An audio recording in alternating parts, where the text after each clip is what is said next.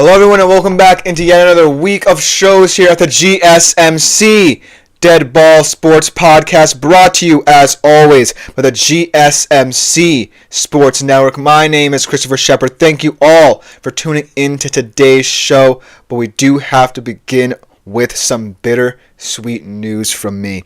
Unfortunately, not only will this be yet another week of shows, it will be, in fact, my last week of shows with the GSMC Sports Network. It has truly been an honor to be one of this great network's hosts, and I hope that in the very near future, a lot of you guys who have followed my journey with the network will continue to follow my journey wherever I may go. I appreciate all the hours you have spent tuning into my shows, whether it be with the Fantasy Sports Podcast and now at the Dead Ball Sports Podcast. I truly do appreciate all the time we spent together, all the lovely comments you have left. But it is what it is. I am moving on to pastures new, and hopefully I will find a new audience as well as some of you guys sticking with me for the journey. It's truly been a great ride thus far with GSMC, and I hopefully may get a chance to come back, maybe as a guest, so you never know, but I do have to deliver that news to you in advance. But we should have a great week of shows regardless of that sad news, and we're going to end strong my tenure at GSMC. And for our Monday show, we'll be doing an interesting segment here where we discuss all the best players at each position in the MLB, starting off with the catchers. Then we'll be looking at the top cut and franchise tag candidates in the NFL. Then we're going to play a little bit of buy and sell in terms of big college basketball questions ahead of the NCAA tournament, and then concluding with a big game with huge stakes in terms of Champions League placement and in terms of who will finish behind Liverpool most likely in the Premier League title race between Nottingham Forest and Arsenal. Two teams kind of in weird form. So if you are a footy fan, stick around for that. But without further ado, before we get into any of our show today, I do want to remind you, as always, to like, follow, and subscribe to the network if you haven't done so already. Avail yourselves of the Super Chat, Super Thanks, Super Stickers features, as well as our website, gsmcpodcast.net. Contribute, interact with the show a little bit more directly. Without further ado, let us jump right into our first show of my last week here on the GSMC Sports Network, starting off with the top backstops in the MLB for this upcoming season. Now, a lot of things had to be taken into consideration, right? Because catching is one of the more intriguing positions in all of sports. Not only do you have to have plate discipline, framing discipline, but you also can be one of the more talented bats in your team in any given moment. A lot of these guys you might consider to be more defensive-minded than big offensive bats. And then there are some guys where you say, well, their framing capabilities, their defensive aspects of their game may be lacking behind. But overall, this is a fluid list of players who combine elements of both within their game. And whether or not they had the best season last year, I truly think that this list is a microcosm of what the position has become and where it's heading to. So without further ado, let's jump right into it, starting off with number 5 of the Houston Astros. It is Mr. Yainer Diaz, a true middle-of-the-lineup guy in terms of his offensive prowess. Batted .299 last year, and in a Houston Astros lineup that's not necessarily going to be predicated on power this season. There's a lot of hitters for average in this lineup. They added Isaac Paredes and Christian Walker. A lot of defensive talent there, but more average kind of hitters when it comes to their offense. So look for Yainer Diaz to actually be a solid middle-of-the-lineup catcher that's not necessarily reminiscent of catchers in the past where you saw them batting towards the end of the order because they weren't the best bats. Yainer Diaz, I believe, will be one of the best bats on this team, but not just one of the best bats in this team. He's going to have a large role to play in how pitching will be able to carry this Astros team. A lot of young guys still in this pitching rotation. Ronel Blanco is only in his second year or third year, I believe. Eric Getty as well. And those are two guys who you're expecting to carry the load in important moments for Houston. So Yainer Diaz is going to have a lot of responsibilities behind the plate as well as what his bat can do for this Astros lineup. So look for him to have a very intriguing season, both offensively and defensively, and maybe combine the best of both worlds to continue to keep the Astros in the AL West conversation. Then, at the number 4 spot, this is a guy in Will Smith who I believe is a little bit underappreciated just because of the depth overall of this Dodgers lineup. Not just, at the catching position, where I feel like he is an anomalous kind of player. Because I don't necessarily view the Dodgers as a catcher-heavy team. Will Smith is their number 1 catcher, and they really love him for it. Now, in terms of framing, in terms of his behind-the-plate capabilities, he's certainly not the best. In fact, he ranks last in terms of framing runs, I believe is the stat, at -10 last season. But an interesting stat to know about Will Smith, an interesting stat because he is an LA Dodger, most importantly, is that the man can hit 4 straight seasons, tied with JT Realmuto for the most such seasons for a catcher, with 19 home runs and 75 RBIs.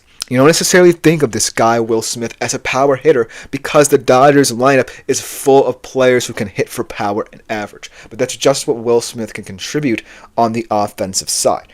Yes, he might have to improve defensively, but I think that he's a true clubhouse guy, a personality guy that can bring this team together.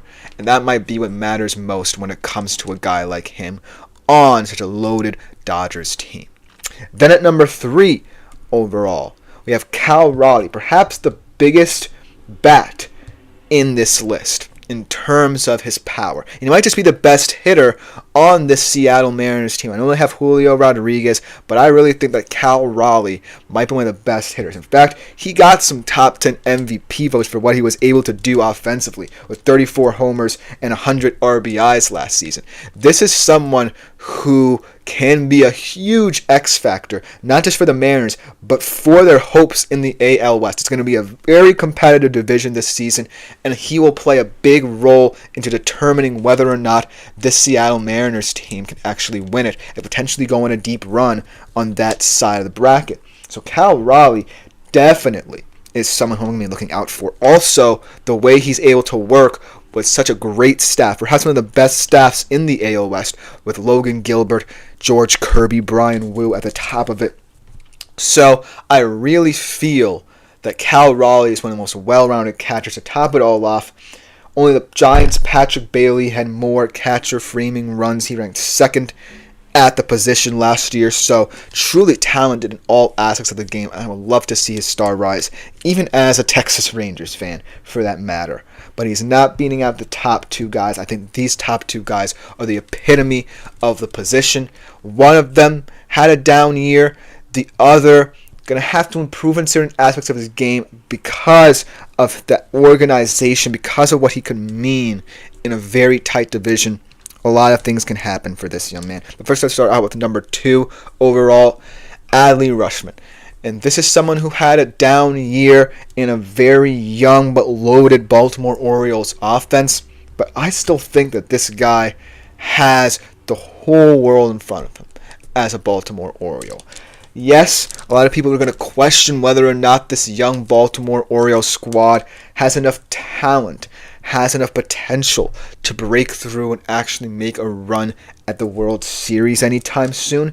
But I think when we look at the roster, there's no doubt you can blame any of their past failures in the postseason in the past couple of years on Adley Rutschman. He's doing his job, improving steadily and mightily at the position. And I really think that the sky is the limit for him and this young team. And they're going to be an important cog in the AL East machine. Because I think in all reality, the AL East has 4 playoff quality teams, and the Baltimore Orioles might just have the most questions asked about them. So Adley Rushman's kind of pedigree, the Orioles' pedigree as a whole, is going to be called into question a lot more than any other AL East team. And I think that goes to show that this team is one that's going to have to rise to the occasion, and I think that they will. He had an adjusted OPS plus, even in a down year, of 107, so that just goes to show that he's not necessarily declining too heavily one way or the other.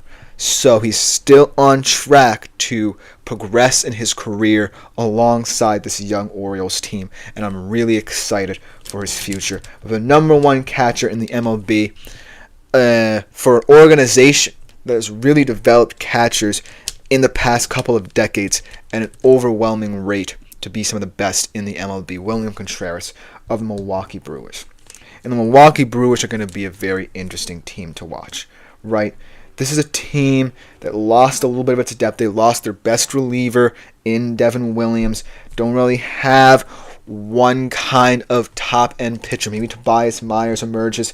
And then offensively, very, very young squad, or at the very least relying on a lot of their youth, like guys like Bryce Terang, Sal Frelick in the outfield, Jackson Chourio as well.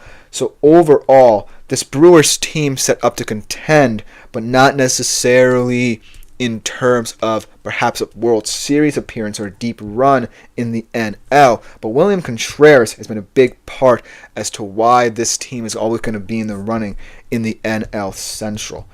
And he is someone who, throughout his career, whether it be with Atlanta or the Brewers, has added a lot of depth as a hitter, whether it be a designated hitter or otherwise.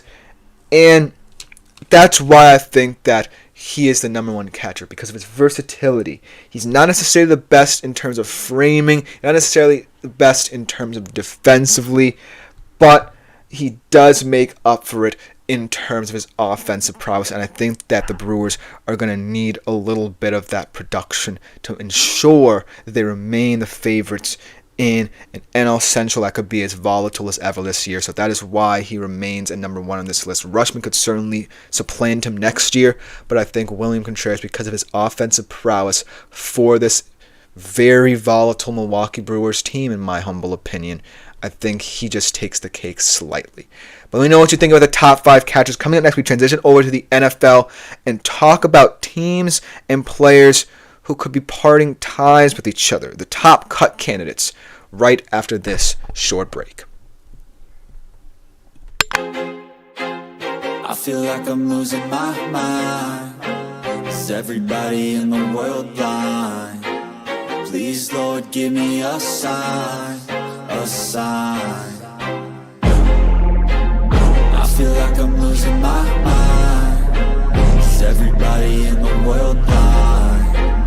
Please, Lord, give me a sign, a sign. I wanna be the greatest. Everybody on the fake shit. I look around and feel like everybody is the fakest. I make this every day and I'm impatient, hoping one day I blow up from the basement. Statement, the top is so vacant. I don't hear shit that I think is amazing. Waiting for my day when I'm playing sold out shows for 1,000 faces. Hey, give me that crown, get in my way and to be put down. It ain't your place, all this my town. If I want that shit, then I'll get it right now. I'm losing it, the noose it fits. I'm losing shit, a stupid myth. You choose to live or choose to dip. You choose to fight or lose your grip and lose a gift. I feel like I'm losing my mind. Is everybody in the world blind? Please, Lord, give me a sign, a sign. I feel like I'm losing my mind. Is everybody in the world? Hello everyone and welcome back into the GSMC Dead Ball Sports Podcast. Before we get into our second segment of today's show, I do want to remind you, as always, to, if you feel so inclined, avail yourselves of the Super Chat, Super Thanks, and Super Stickers features here on YouTube. They are the best way to contribute and interact with the show a little bit more directly. You can also do it through our website, gsmcpodcast.net. It is truly appreciated all you do for the network. It just makes our shows that much better when you contribute to them. Without further ado, let's jump into our next segment of the day, talking about the top cut candidates in the NFL. Certain players who may depart from their teams due to them being released. And this top 4 in my opinion, or the four most likely players, for that matter, to get cut, make a lot of sense in the context of how these teams are viewing their futures.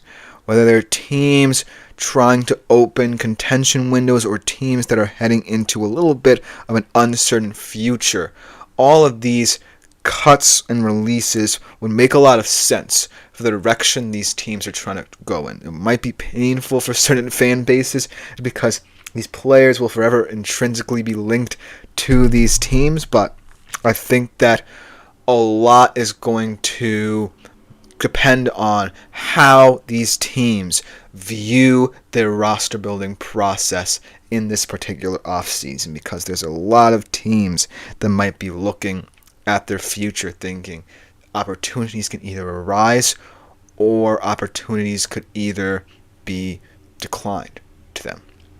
So without further ado, let's jump right into this segment right here, starting off with one of the more popular names popping up in terms of both potential trade potentially occurring or him potentially being released, Deebo Samuel. And I think, now would be an appropriate time to say that he most likely will depart. Because look at how, over the past couple of years, the 49ers have invested in the position and drafted the position. They signed Brandon Ayuk to that big money deal after the Super Bowl.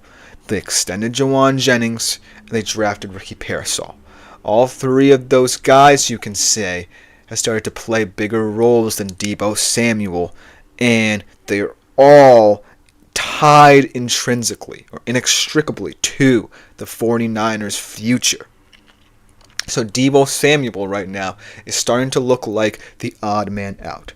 Now, there are a lot of ways that the 49ers can offload Deebo, and some of them may concern themselves with the dead money charges, but I feel like so many options could be available for the 49ers if they wanted to get rid of Deebo Samuel, but it's going to be intriguing because of his contract situation. He makes about $16.6 million next year, but a lot of that is down to a roster bonus that the team will have to act to decide on by the 10th of March. So there are one of two options for the 49ers before that date in terms of how to offload him and potentially limit the amount of dead money they incur. They can either trade him and have a team pick up the cash for next season, but they would carry a dead money charge of around $32 million.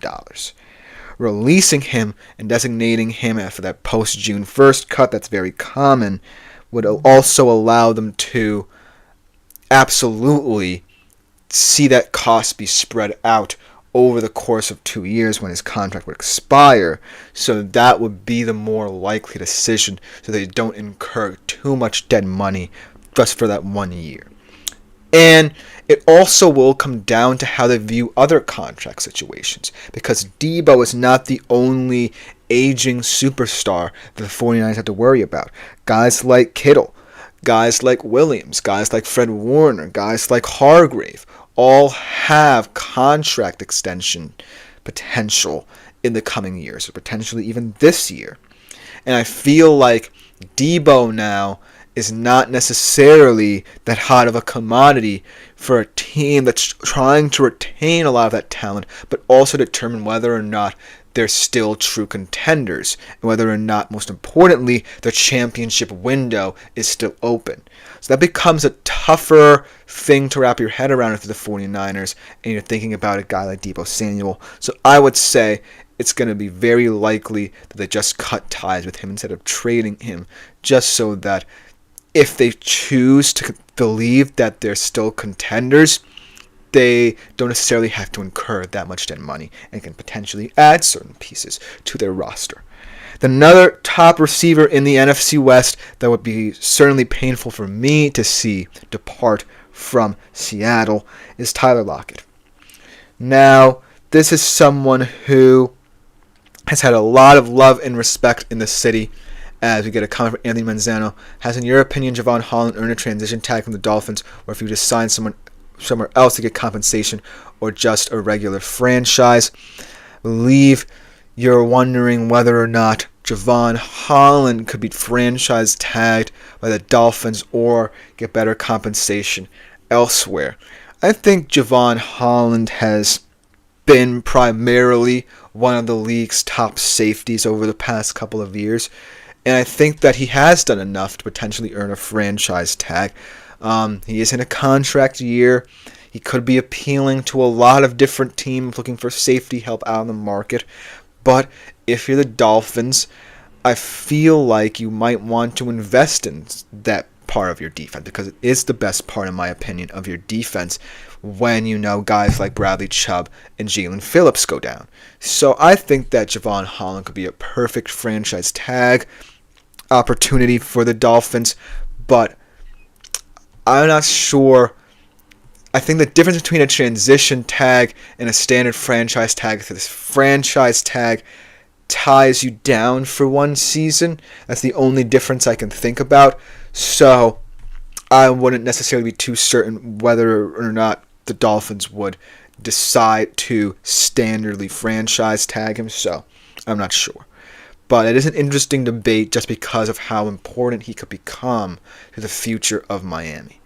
But getting back to one guy who's definitely personal to me as a Seattle Seahawks fan, Tyler Lockett. Obviously a lot of love and respect for him from the franchise, but he's 32 years old, and he's scheduled to make $17 million next year. Yes, it's non-guaranteed, but it is the final year of his contract.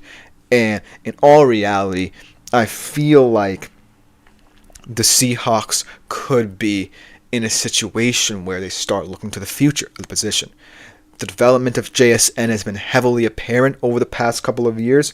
They're paying DK Metcalf a lot of money, and he's going to be potentially up for a big extension in the next couple of years.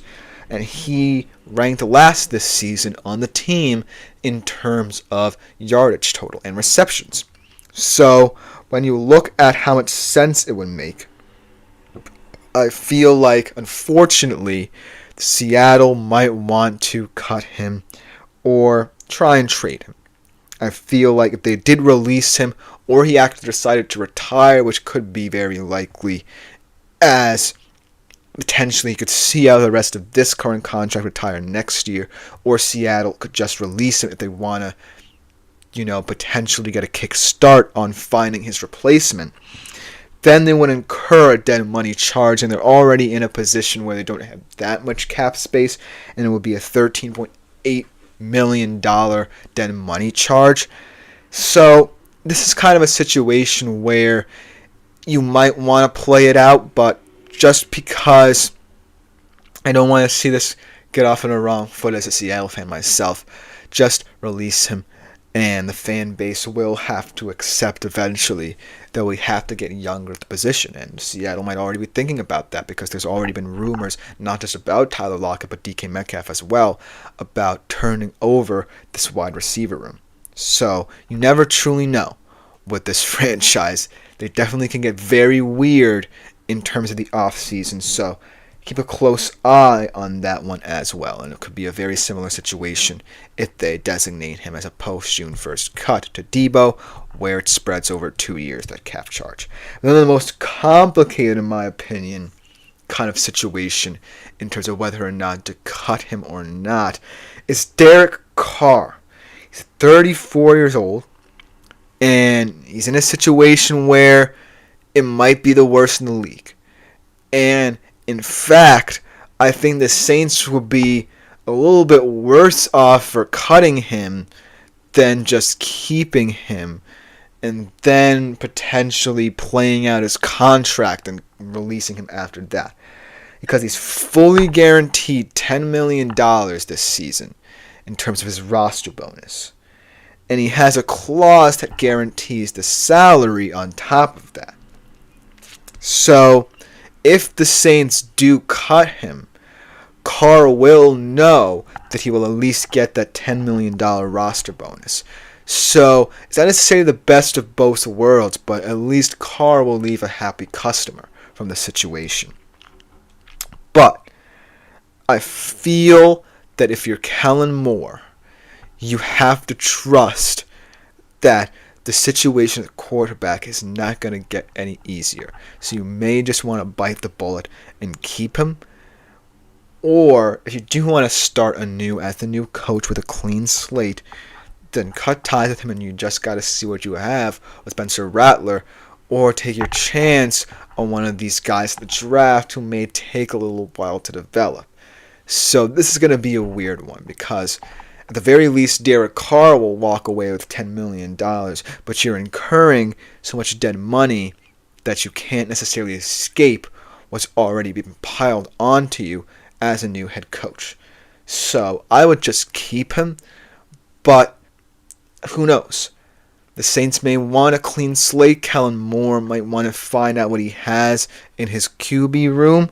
So that could be a reason as to why this could be a popular reaction to Derek Carr's situation. And last but not least, let's talk about Joey Bosa. I feel like this one's a little bit weird just because I wouldn't mind it either way. Just because of the growth of this defense overall under the first year of the Harbaugh regime. And he is one of the aging talents on this roster. He turns 30 next July. He's scheduled to make non-guaranteed $25.3 million, and $12.3 of that is a roster bonus.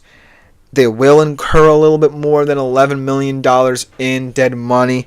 So I don't necessarily think that they would want to see him leave and they wouldn't be able to replace him perhaps, but it will make sense to let him go and start relying on some of these young guys that you have in your front seven and especially in your secondary as well.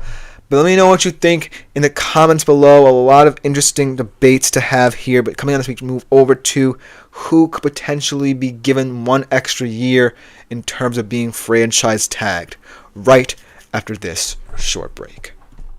Looking for your daily fix of sports talk without having to pay for it? GSMC Sports Network is available on YouTube. Just search GSMC Sports Network. Get your fix of daily sports talk shows on YouTube, absolutely free. NFL, college football, NBA, MLB, MMA, UFC, fantasy football, and so much more. GSMC Sports Network has shows running all day long, with new sports shows starting every 2 hours. Just like on your favorite cable sports channel, except GSMC Sports Network is absolutely free. Just search. Hello everybody and welcome back into the GSMC Dead Ball Sports Podcast. And for our third segment of today's show, we're going to be talking about certain players who could get franchise tagged here.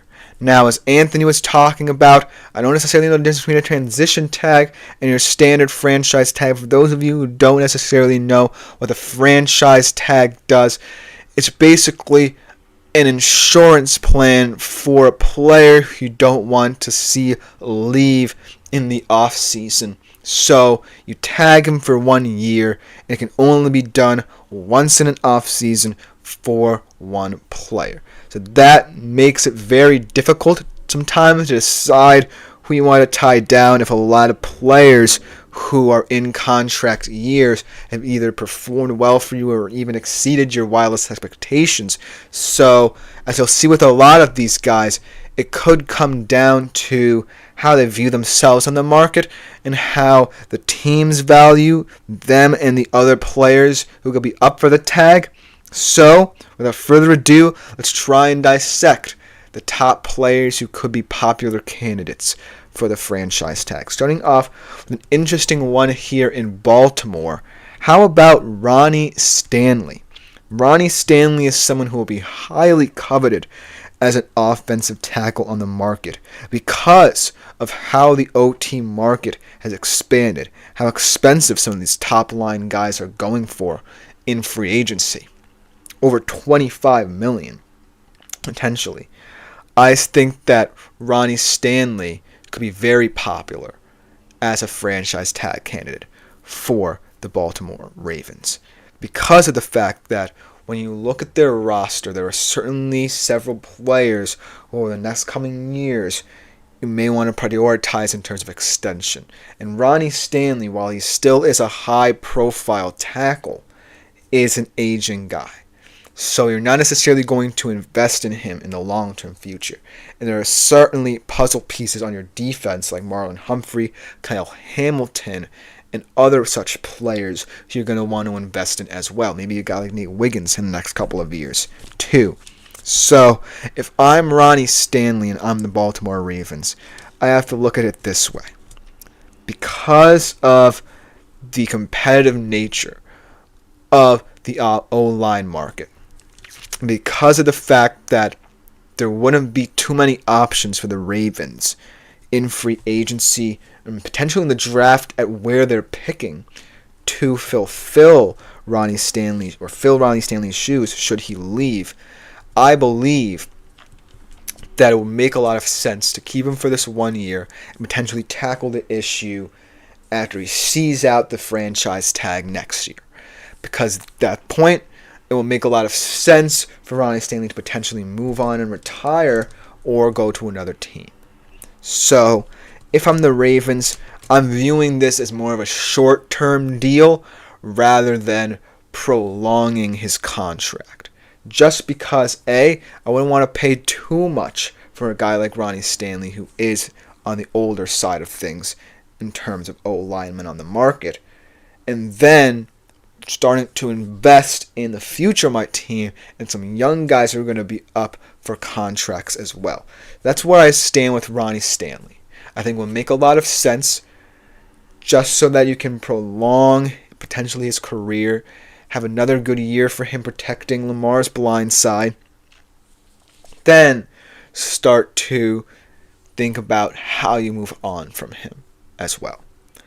Then the other player is going to be very interesting because it will be his second career franchise tag, T. Higgins.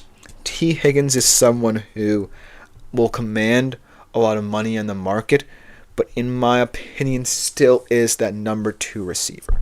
I don't think he's going to get, say, a top-end deal like a Justin Jefferson. I think that if you're a team looking to invest in a receiver this offseason, you're looking at T. Higgins, you would not want to go over, say, the $50 million threshold for him. He's someone who I think will sit around the $35 to $45 million threshold, no more, no less. Because I love him as a receiver, and I love him as a Cincinnati Bengal, but a lot of these teams view him as a hot commodity and may want to bolster their roster, and he would be a good fit for a lot of these teams. But when I think about how the Cincinnati Bengals will project without him offensively, he does add a lot of value, and he offers a perfect balance to this wide receiver room that would be really amiss should he depart. So that's why I'm starting to think that the Bengals will try and franchise tag him again. Just because you want to tie him down and ensure the future of this Bengals or offense at the very least remains intact. And also, it would get the monkey off their back because it's the one big thing out of many big things the Bengals have to worry about this offseason. If you franchise tag T. Higgins, that's the least of your worries. Then you can start to think about Jamar Chase's extension, Hendrickson's extension, how you improve the defense, whether or not you have enough cap space to make certain moves in free agency to acquire edge rushing talent. That would alleviate so much pressure if T. Higgins gets franchise tagged as soon as possible. Just so that it opens up so much more opportunities for the Bengals to invest in more pressing areas of need. That's just my opinion. I truly think he could also be a trade candidate as well, and I think that a lot of teams will leap to acquire his services. But I do believe that the Cincinnati Bengals love and respect him as a player. The fan base loves him, and he truly is a huge part of this Bengals offense that would be missing if he were to leave. So don't necessarily get it out of your mind that he is an immediate trade candidate because there is a lot of value to keeping him if you're Cincinnati. But for how long will start to become the question next offseason, because like I said, franchise tags can only happen once in a while. So you don't necessarily want to keep franchise tagging him. At some point, you got to sit down with him and have a concrete conversation about the extension. But for now, you just want to try and keep him for as long as possible. Maybe if it's just for this year. And that's all I have to say about T. Higgins. Then let's go over to another interesting under-the-radar one, just because he would be the most, in my opinion, intriguing option on the free agency market and would command a lot of money as well. And I think that the Vikings will be wise to franchise tag him at least for 1 year so that they actually can understand what difference he can make for this team, and that is Sam Darnold. Sam Darnold has obviously been someone who's talked about a lot in terms of trade rumors, in terms of whether or not teams would sign him in the offseason. But the reason I believe that the Vikings should franchise tag him is that you're not totally investing in him, first and foremost. It would only be a 1-year deal, and you would still have the best years of J. McCarthy's career, perhaps, to look forward to. And I know Vikings fans, some of them are chomping at the bit to get McCarthy out there to see what he's all about because they invested their top 10 draft pick in him. But if Sam Darnold is someone who the Vikings believe can continue to perform at a high enough level to where they can, in the background, get J.J. McCarthy up to speed, then why not do it? Because I don't necessarily think that throwing J.J. McCarthy out there right now would be the best of options just because of where you're at this season. You were a 14-win team that very well could have been the number 1 seed in the NFC. So, do you really want to lose a big part of that in Sam Darnold? Or do you want to run it back at least 1 more year and give J.J. McCarthy a full chance to learn behind him? And I think that would be a very wise option. Not a lot of Vikings fans would agree with me, and maybe not a lot of pundits either, but it makes a lot of sense.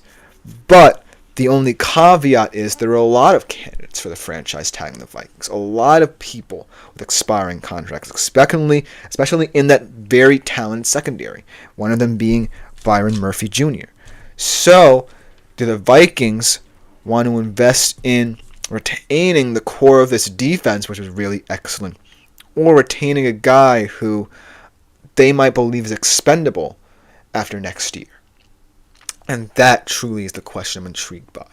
Because if the Vikings truly believe that they can build through their defense and truly believe that their defense is going to be what continues to keep them in the contention window in the NFC, then I'm all for it. But you don't necessarily want to lose someone who was a big reason as to why your offense was so successful and could give your young quarterback of the future a little bit more time to acclimate himself. So it can't be out of the question. Then last but not least, let's talk about Chris Godwin. I feel like this is an interesting situation because technically he could re-sign with the Bucs as a free agent, but thinking about how that receiving core played without him, without White Evans for that matter, with guys like Cade Otton, Jalen McMillan, Sterling Shepard stepping up, and being a huge reason as to why they still made the playoffs, you might want to cut ties overall with a guy like Chris Godwin. I don't necessarily think that the future of this team lies in a 30-something-year-old wide receiver, no matter how talented he has been. And I truly think that his value is slowly and rapidly declining as someone who could be highly coveted on the free agent market. And that injury, most importantly, is very detrimental to the rest of his career. So if I'm the Bucks, I would want to offload him as soon as possible, whether it just be cutting him or finding a place for him, because I don't see much value anymore, unfortunately, for Chris Godwin on this team. But let me know what you think in the comments below. Coming up next, we transition to the world of college basketball, playing a little bit of game of buy or sell. Be right back to talk about it after this short break.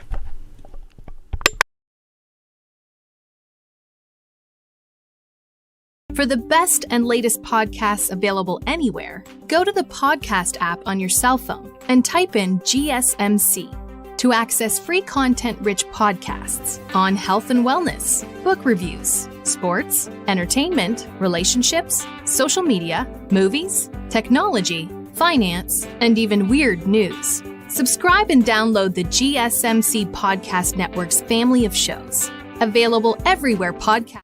Hello everyone and welcome back into the GSMC Dead Ball Sports Podcast, brought to you as always by the GSMC Sports Network. And for our fourth segment of today's show, we're going to transition over to the world of college basketball, play a little bit of a fun game of buy or sell. That is going to be answering a couple of hot topics about college basketball, addressing them for that matter, and really starting to examine certain aspects, whether it be of certain conferences, certain teams, certain players, that could very well determine the outlook of the NCAA tournament.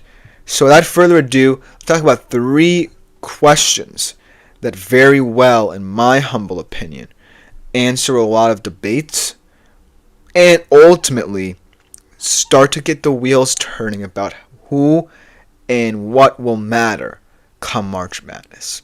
Without further ado, let's jump right into it. Starting off with a lot of questions surrounding this particular conference, more specifically about how they'll look seeding-wise. Will the SEC be a conference that gets all the number 1 seeds this season? So much talent and depth, top to bottom, in the SEC. Auburn might just very well be the number 1 overall seed. Even teams like Kentucky, a team like Tennessee could be in the running. A lot of talent. Alabama, let's not forget about them, even with those 2 losses. This is a very loaded conference.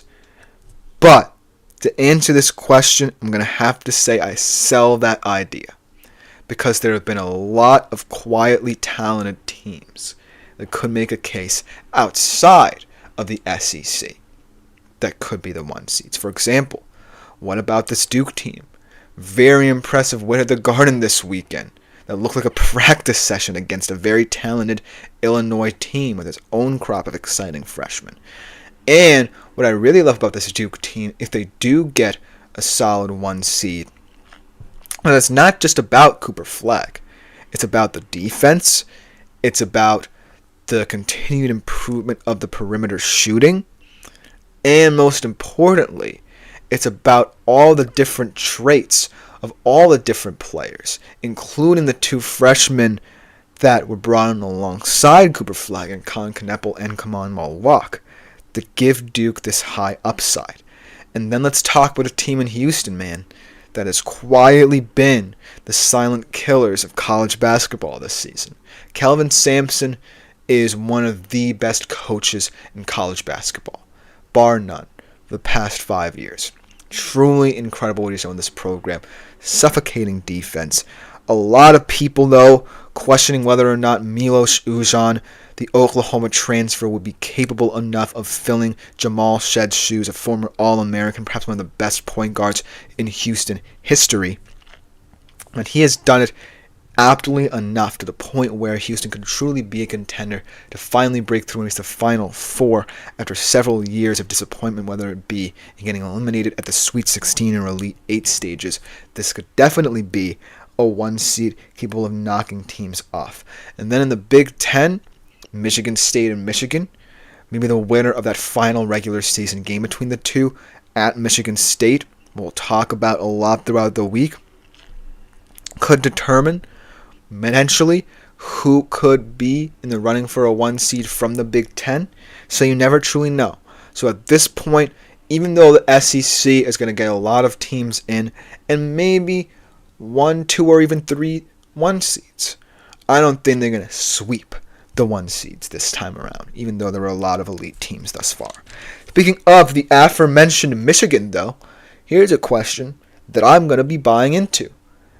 Can they win the Big Ten regular season title? Right now, I believe they are a game behind Michigan State. Michigan State does have the head-to-head tiebreaker thus far, but looking at their schedules, they're comparatively difficult. Specifically for Michigan State over the next coming days, they have to play Maryland and Wisconsin, whereas Michigan has a little bit of a respite. They play teams like Rutgers and Nebraska over the next couple of weeks, then conclude with Maryland and then going on the road against Michigan State.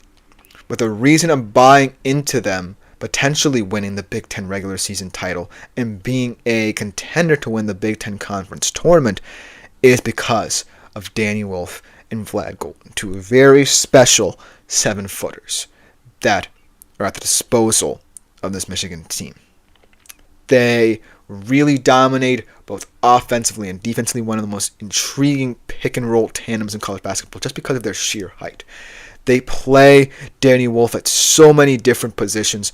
You play him kind of as a point center, where he could be at the top of the key distributing the ball to Vlad Golden, or he himself could be in the paint creating his own shots.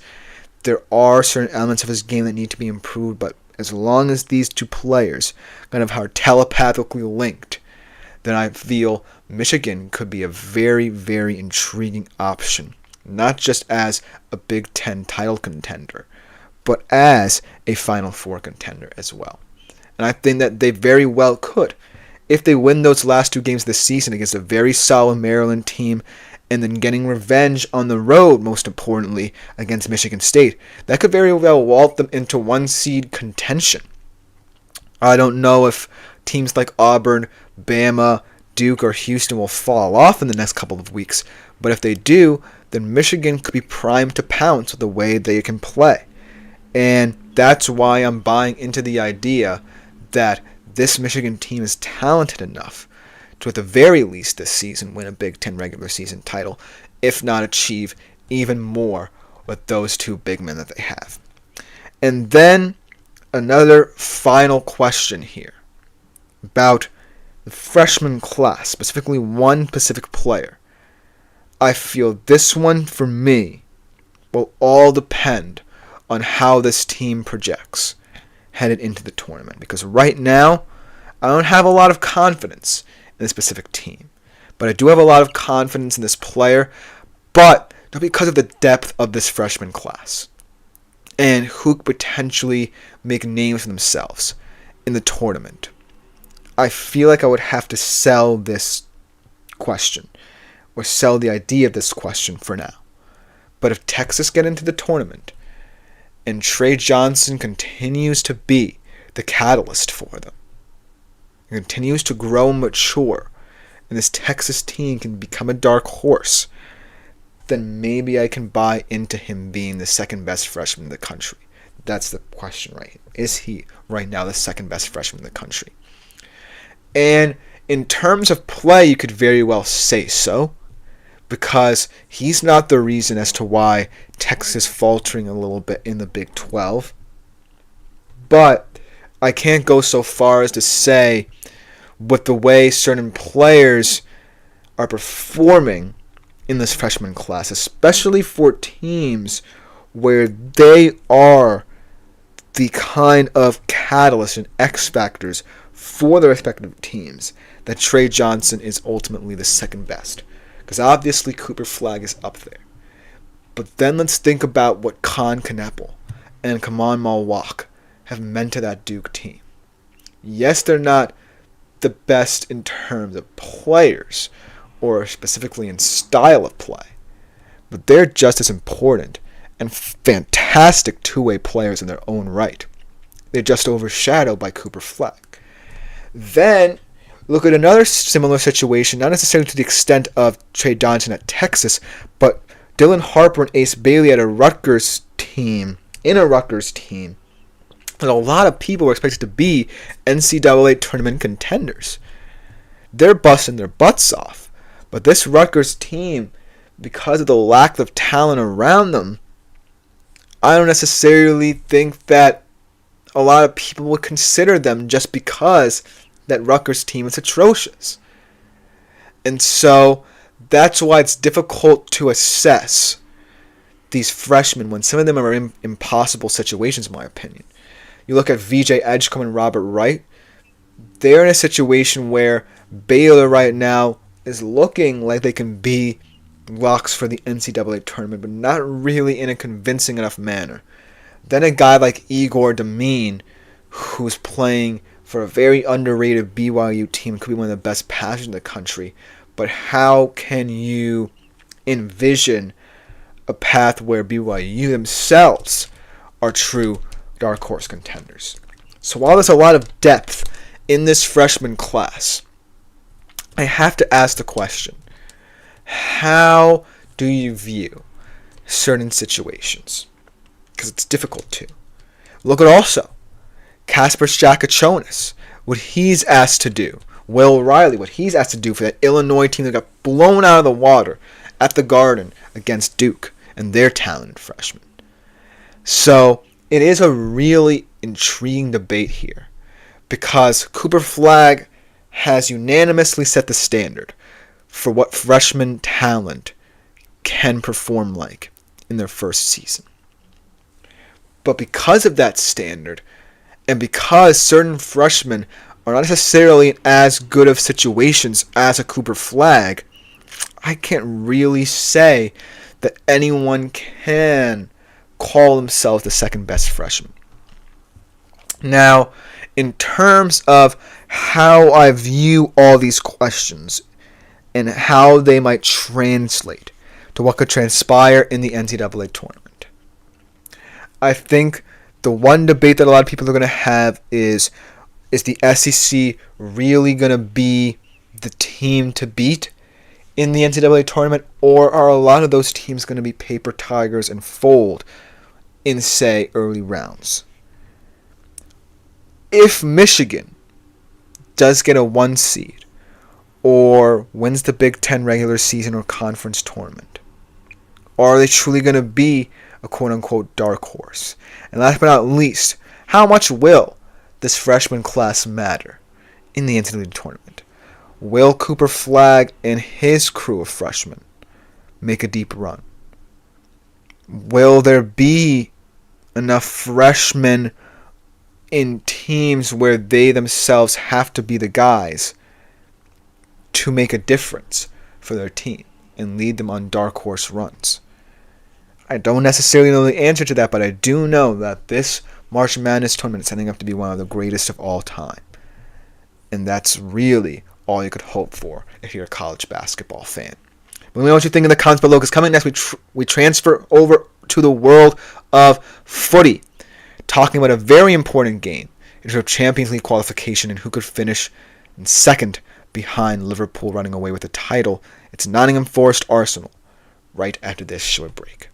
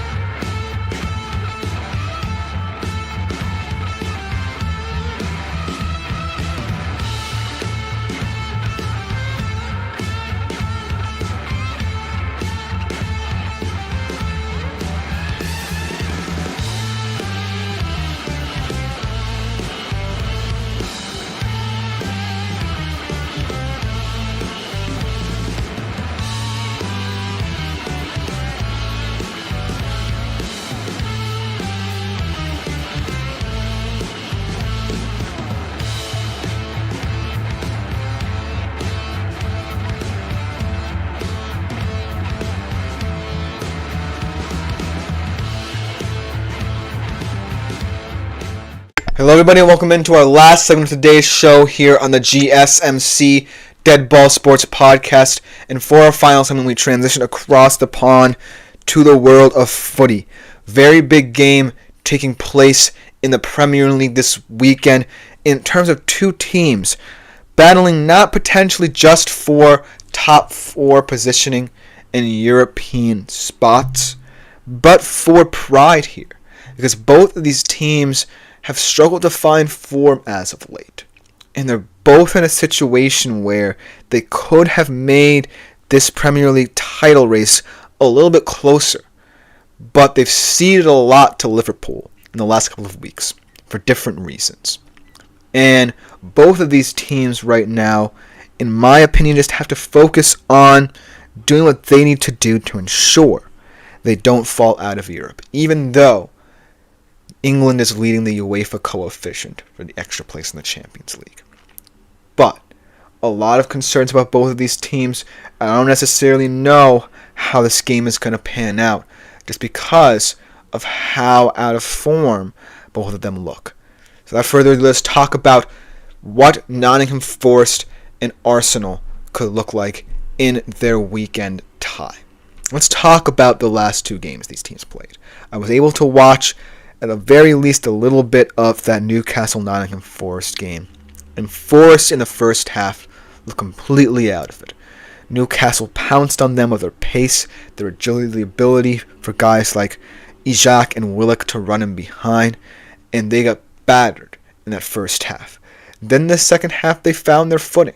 They play the football we know they can, use the outlets they have in Alanga and Gibbs-White to really kind of go at the Newcastle backline and challenge them. They pulled goals back, but they ultimately ended up losing because of that first half. And I think that fatigue is starting to play a role in Nuno's side, because for very large portions of the campaign, including in recent past, Nottingham Forest has been known for their defensive prowess. It is what has gotten them, in my humble opinion, into the top 4. But as of late, I feel like they've had to rely a little bit too much on this defense to not collapse, and it's starting to show in signs of breakdown. And really, what I want to see out of this Forest team is if they can withstand that pressure. Because they, unlike many other teams fighting for European places, aren't involved in Europe this season. And that should be a major X factor into how they should perform. But it's not necessarily translating on paper. So the question is, can they, against a team like Arsenal, be able to compete and win the important games ahead? Because winning is what will get you into, ultimately, Europe, potentially even the Champions League. On the Arsenal side of things, they were very much in the title race very early on in the season, but because of injuries, have found themselves turning in a lot of turgid performances. And you can look at a lot of different things and reasons as to why this Arsenal team is underperforming right now, but one of them has to be the injury crisis. Havertz, Jesus, and Saka now out for the seasons, and really no one player who can truly step in and be a true goal scorer. And you have to look at that January transfer window when a lot of players were available to you. Names were mentioned, you were linked to them, and you didn't go for them, most importantly. And that's what people and fans are going to remember if you don't do much this season. You're still in the Champions League, but that's all you have. And PSV is not necessarily, a pushover. They're a team that could potentially upset you. So if you're Arsenal, you have to be really concerned with the outlook of the season. Yes, you're going to get all the players back next year and you're going to make a go of it again. But something has to give, because depth has been the problem for this Arsenal team over the past 3 years they tried to contend for the title. And that's the reason they've come up short time in and time out.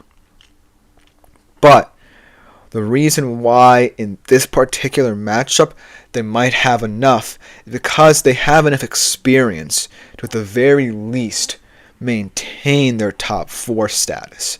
They can't build on, contending for the title because Liverpool are 11 points clear and they're going to need to make up a lot of ground. And it's not impossible, but without a lot of their talent up top, you would think that they would continue to struggle to score goals. So it's going to be a tough road to hoe for Arsenal over the next couple of weeks in terms of at least maintaining their dignity and potentially clawing their way back into the title race. But I just feel this Arsenal team just keep losing in critical moments, whether it be because of their own failures or just bad luck in terms of injuries. So, going into this game, and to refresh his memory, the last game was not necessarily the best game. It was a 3-0 Arsenal win where we saw Saka, Partey, and Nwaneri score the goals. I don't necessarily think it's going to be the case yet again this weekend, because heading into this, both of these teams are coming off very different losses. Obviously, if you're Nottingham Forest, you can take a lot away from that second half on the road in a very tough place to play in St. James's Park against Newcastle. But you're starting to see cracks in one of the division's best defenses, and it's not necessarily something that Nuno wants to worry about at this point, because you're going to have a lot of tough games coming up if you're Forest. And yes, being a team that's not in Europe, fighting for a top 4 place gives you a lot of advantages, but it's still going to get a little bit more congested for Nottingham Forest if the losses start to pile up. And then if you're Arsenal, I feel, heading into this game, that 1-0 loss at home to a West Ham team that's been very disappointing all season long is a true testament to the failures of your squad in terms of roster building. It's good to invest in youthful players like Nwaneri and Lewis Skelly, who have really shined at certain points this season. And I doubt that they won't be great Arsenal players in potentially the short-term future. But when I look at the makeup of the squad going forward, and I think about the teams that are contending for a top 4 place, yes, Arsenal are better than a lot of them. Better than potentially Bournemouth, in my opinion, on their day. Better than Newcastle, better than Brighton. But on paper now, and on the pitch, you're starting to see how this organization's shortcomings has led to this fallow period. And so that's the reason why I can't necessarily place too much weight on this game in terms of where these two teams are, because they very well could end up in the top 4. Am I talking about its importance as a game for both of these teams could be rendered a moot point. But in terms of how these teams look, I can't say that this game will be full of excitement or full of thrills. I think it could be high scoring just because of the volatility of this Forest backline and the fact that maybe Forest can win in certain areas of the field where Arsenal are potentially weakened due to injury replacements. But I don't necessarily think that a lot of people will be entertained by this game. This feels like a game where both teams are going to try not to lose and hope that they can glean some positives from it. Just because I know that Arsenal might want to start investing in the Champions League a little bit, and I know that this Forest side are starting to get a little bit wary of the teams behind them. And so, Nottingham Forest potentially coming in jittery after that shocking first half against Newcastle, and Arsenal coming in a little bit embarrassed, to be honest with you, for losing at home to West Ham, one of the worst teams in the division. It's going to be a very tense but weird atmosphere where neither team, in my opinion, are going to immediately take control. I think that Arsenal are better going into this on paper. At the very least, they have players who can create in certain moments. But will we see that? What will Arteta do to compensate for the lack of depth in certain areas? And then, on the Forest side of things, if you're Nuno, do you rejigger your defensive structure? Do you continue to rely on the players that have performed well, but against Newcastle just got absolutely embarrassed in that first half? So that's why this game's a little bit weird to assess. But if you had to hold me to it and ask me for my prediction, I would say that Arsenal would win this game. I would say it would be a 3-1 result, just because Arsenal still have players in the midfield who can control the game, are creative enough to find the spaces, and Forest are lacking right now a little bit in terms of energy. I witnessed in that game against Newcastle, and I don't know if they can perform steadily enough for 90 minutes against Arsenal, even a weakened Arsenal side at that. But if you're a fan of either of these squads, let me know in the comments below who you believe is winning this game, how the top 4 race will pan out. But that will just about do it for today's show. I've been your host, Christopher Shepard. Thank you all for tuning in. This has been the GSMC Dead Ball Sports Podcast, brought to you as always by the GSMC Sports Network. I will see y'all tomorrow, same time as always, 2:55 p.m. Eastern Standard Time. But I am out for today.